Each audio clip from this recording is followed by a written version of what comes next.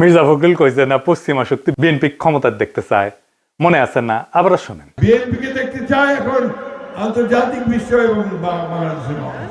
আচ্ছা, আপনাদের মনে ইচ্ছা আছে না ভারত কাকে বাংলাদেশে ক্ষমতায় দেখতে চায়? আমি আজ দেখামো ভারত কাক ক্ষমতার দেখতে চায়।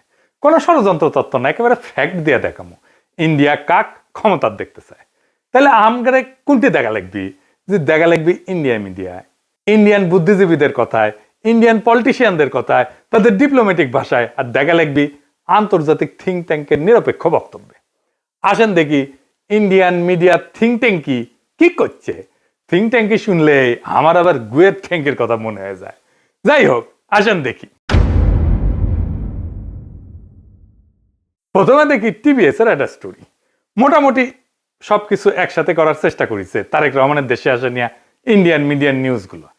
টাইটেল দিছে Tarique Rahman home coming, a view from India. Tarique রহমানের দেশে ফেরা ভারতের দৃষ্টিতে। তারা বলতেছে এটা potentially game changing political moment, মানে রাজনীতির গতিপথ বদলাই দিতে পারে এমন মুহূর্ত। এখানে ওরা করছে, একটা পত্রিকা লিখেছে, ইংরেজিতে লিখেছে, ইংরেজি যেহেতু লিখেছে ঠিকই লিখেছে, তাই না?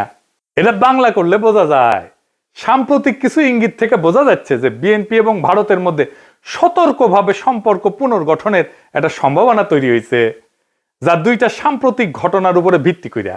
প্রথমত উল্লেখ করা হয়েছে যে ডিসেম্বরের শুরুতে ভারতের প্রধানমন্ত্রী নরেন্দ্র মোদী খালেদা জিয়ার অবনতিশীল স্বাস্থ্যের বিষয়ে উদ্বেগ প্রকাশ করেন এবং সব ধরনের সহায়তা দেওয়ার প্রস্তাব দেন। এর জবাবে বিএনপি দ্রুতই প্রকাশ্যে এই উদ্যোগকে স্বাগত জানায় এবং মোদীর প্রতি তাদের আন্তরিক কৃতজ্ঞতা প্রকাশ করে। পর্যবেক্ষকদের মতে এই বিনিময়কে দুই পক্ষের সম্পর্ক উষ্ণ হওয়ার একটা ছোট হইলেও তাৎপর্যপূর্ণ সংকেত হিসাবে দেখা হচ্ছে। ভারতীয় কর্মকর্তারা হয়তো রহমানের, মানে তারেক রহমানের নেতৃত্বাধীন বিএনপিকে বাংলাদেশের জন্য আরো প্রেডিক্টেবল, উদারপন্থী এবং গণতান্ত্রিক বিকল্প হিসাবে দেখতে পারেন। এইবার আমরা সুবীর ভৌমিকের বক্তব্যটা দেখে আসি। হ্যাঁ, ভারত বাংলাদেশে কোন সরকার চাইবে? খুব সোজা উত্তর আমি তোমায় দিয়ে দিচ্ছি। Awami League is not in election, next best option is BNP, obviously not Jamaat. তারা অলরেডি 50 লাখ লোক নিয়ে জেহার টেয়াদের হুমকি দিচ্ছে। ফলে জামাত অবভিয়াসলি ইন্ডিয়া চাইবে না। অত অনেক কথা, ডিপ্লোম্যাটিক কথা বলে তো লাভ। কানেকশনটা হচ্ছে 71। আমরা একসাথে, আমার সৈন্য এবং মুক্তিযোদ্ধারা রক্ত ঝরিয়েছে, সেই সুবাদে Awami League. This is the historical fact. তো এই জায়গাতে হঠাৎ করে আজকে অন্য কিছু ডাইনামিক্স চলে আসবে, এটা তো আশা করাটাও ভুল।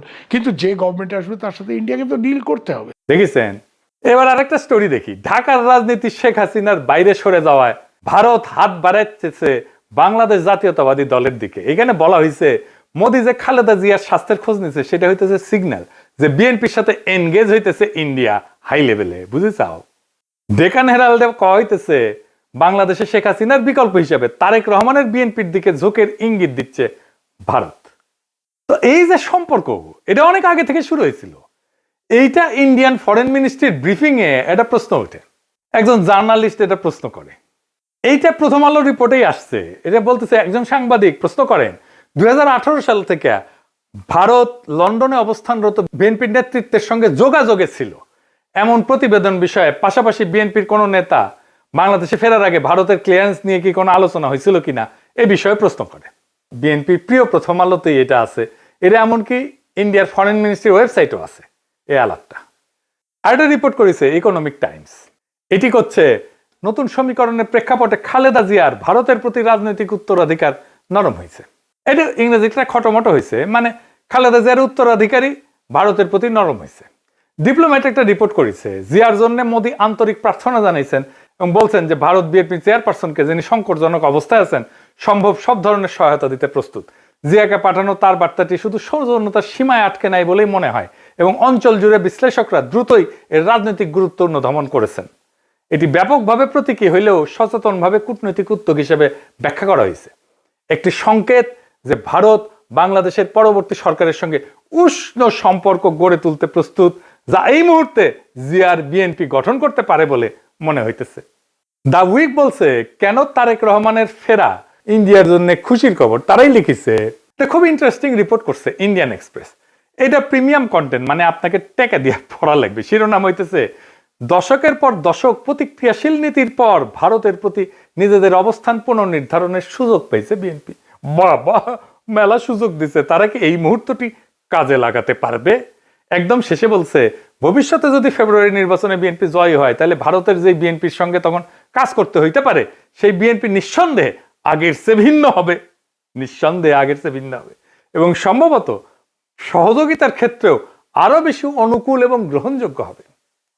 আবার একটা জিনিস কথা বলছে, খুব ইন্টারেস্টিং কথা। বিএনপি স্ট্র্যাটেজি ঠিক করে দিচ্ছে।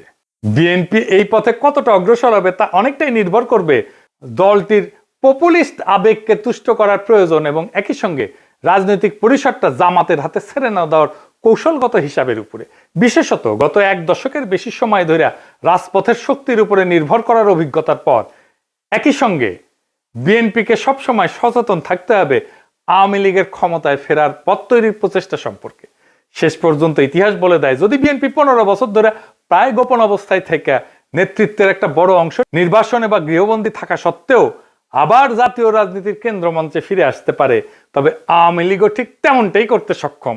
মানে বলে দিতেছে, মনে রেখো, আওয়ামী লীগ আবার ফিরে আসতে পারে। বাংলাদেশের রাজনীতিতে আওয়ামী লীগকে সমঝে ছিল। এইবার দেখি ইন্ডিয়ানদের বিদেশি পোর্টালে কি বলছে বিএনপি নিয়ে। ইউরেশিয়া বলতেছে, ইংরেজি যেহেতু কয়েছে ঠিকই গেছে, তাই না? ভারত এবং বিএনপি উভয় উগ্র ইসলামপন্থী জামাত ইসলামীকে দূরে রাখার বিষয়ে আগ্রহী। এর লক্ষ্য হইল ভারত বাংলাদেশের সাথে ক্ষতিগ্রস্ত সম্পর্ক পুনর্গঠন করা এবং নিষিদ্ধ আওয়ামী লীগের রাজনৈতিক বৈধতা পুনঃপ্রতিষ্ঠার জন্য একটা সুযোগ সৃষ্টি করা। বুঝতে চাও? মানে আওয়ামী লীগকে আবার ফিরে আনার সুযোগ সৃষ্টি করার জন্য বিএনপির সাথে কাজ করবে ইন্ডিয়া। এবার দিকে আন্তর্জাতিক সংস্থার রিপোর্ট, ইন্টারন্যাশনাল ক্রাইসিস গ্রুপ, এটা একটা স্বাধীন অলাভজনক প্রতিষ্ঠান, আন্তর্জাতিক সংস্থা বলে বলা হয় আর কি। এটা নিরাপত্তা বিশ্লেষণ করে, রাজনৈতিক অস্থিতিশীলতা নিয়ে রিপোর্ট ছাপে, বিশ্বজুড়ে সংঘাত এটা নিয়ে রিপোর্ট ছাপে। তারা গবেষণাও করে, মাঠ পর্যায়ের তথ্য, কূটনৈতিক নেটওয়ার্ক, বিভিন্ন দেশের রাজনৈতিক পরিস্থিতি নিয়ে রিপোর্ট প্রকাশ করে। এবং এই ইন্টারন্যাশনাল ক্রাইসিস গ্রুপ ভারতের উপর নিয়মিত রিপোর্ট প্রকাশ করে, বিশেষ করে কাশ্মীর, দক্ষিণ এশিয়ার নিরাপত্তা, ভারত পাকিস্তান সম্পর্ক, মানবাধিকার এবং আভ্যন্তরীণ রাজনৈতিক উত্তেজনা নিয়ে। এরা লিখিচ্ছে, এটিও মনে হয় যে বাংলাদেশের রাজনৈতিক শক্তিগুলোর মধ্যে এই দলটি ভারতীয় স্বার্থ এবং উদ্বেগকে সম্মান জানাতে সবচেয়ে বেশি আগ্রহী ও গ্রহণযোগ্য অবস্থানে রয়েছে। অতীতে দলটিকে প্রায় ভারত বিরোধী হিসেবে দেখা হইলেও সাম্প্রতিক সময়ে তারা নিজেদের অবস্থান সংযত করার উদ্যোগ নিছে, জামাতে ইসলামের সঙ্গে দূরত্ব সৃষ্টি করছে এবং আওয়ামী লীগ যে ধর্মনিরপেক্ষ রাজনৈতিক পরিসরটি আগে দখলে রেখেছিল তার একটি অংশ দখলের দিকে অগ্রসর হয়েছে। বুঝছাও? আচ্ছা, এইবার আসেন বাংলাদেশের ভিতরে ইন্ডিয়ান ইন্টারেস্ট কি বলে সেটা দেখি। বাংলাদেশে কারা ভারতের স্বার্থ রক্ষাকারী? বাংলাদেশের দুইটা পত্রিকা মূলত ভারতের স্বার্থ রক্ষাকারী, বন্দের আলো আর দিল্লি স্টার। এরা এখন তো বিএনপির ক্ষমতা আসার কথা বলতেছে, বিএনপির গুণগান এমন ভাবে গাইতেছে যে মনে হইতেছে এটার মালিক এখন বিএনপি। এরা যাকে ক্ষমতায় দেখতে চাইবে, মনে রাখবেন ইন্ডিয়া তাদের ক্ষমতায় দেখতে চাইতেছে। আপনারা দেখবেন প্রথম আলো, দিল্লি স্টার ক্রমাগত বিএনপির নেতাদের, বুদ্ধিজীবীদের লেখা ছাপতেছে। আপনি দেখতে থাকবেন, এরপরে শুরু হবে যারা এতদিন আওয়ামী লীগের পক্ষে লিখতো, সোহরাব হোসেন, টোহরাব হোসেন ইত্যাদি।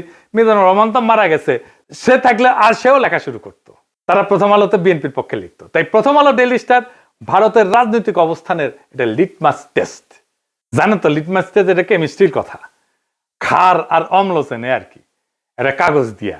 তাহলে এখন মনে হইতেছে প্রথম আলো, দিল্লি স্টার বাংলাদেশে থাকাই উচিত। এত সহজে ইন্ডিয়ার অন্দর মহলের খবর আমরা কিভাবে পাবো? ওদের কাছ থেকে যেটা পাবো সেটাই বুঝে নেবো এটা ইন্ডিয়ান খবর। আপনি দেখেন 2025 নিয়ে একটা ছবি আঁকছে প্রথম আলো। এর মধ্যে প্রথম আলো, ডেইলি স্টারে আগুন নিয়ে তো কান্নাকাটি আছে, কিন্তু সবচেয়ে উজ্জ্বল ছবিটা তারেক রহমানের। উনি ভার্চুয়াল থেকে রিয়েল হইতেছেন আর যাইতেছেন উড়িয়া ভোটের বাক্সের দিকে। পিছে তারেক রহমানের বিড়ালের ছবিও আছে। প্রফেসর ইউনূসের পাশে গরিলা দুর্মুষ পেটা করিচ্ছে, কিন্তু হাসিনার ছবিটা দাদির মতো নির্মল, কত ভালো মানুষ। এই যে প্রথম আলো, ডেইলি স্টার, এইটা যে আওয়ামী বাকশালী ইন্ডিয়ান অ্যাসেট, কোনো সন্দেহ আছে এখন? এর মধ্যে খালেদা জিয়ার প্রতি সম্মান জানাইতে ঢাকা এসেছিলেন ইন্ডিয়ার পররাষ্ট্রমন্ত্রী জয়শঙ্কর। সে অন্তর্বর্তীকালীন সরকার এবং বিএনপির কয়েকজন শীর্ষ ব্যক্তির সাথে কথা বলছেন। কি ছিল তার চাওয়া? 1 নাম্বার, দুই দেশের সম্পর্কের মধ্যে যে উত্তেজনা সৃষ্টি হয়েছে তা হ্রাস করতে হবে। 2 নাম্বার, আসন্ন জাতীয় সংসদ নির্বাচনে আওয়ামী লীগকে অংশগ্রহণের সুযোগ দিতে হবে। কি আবদার!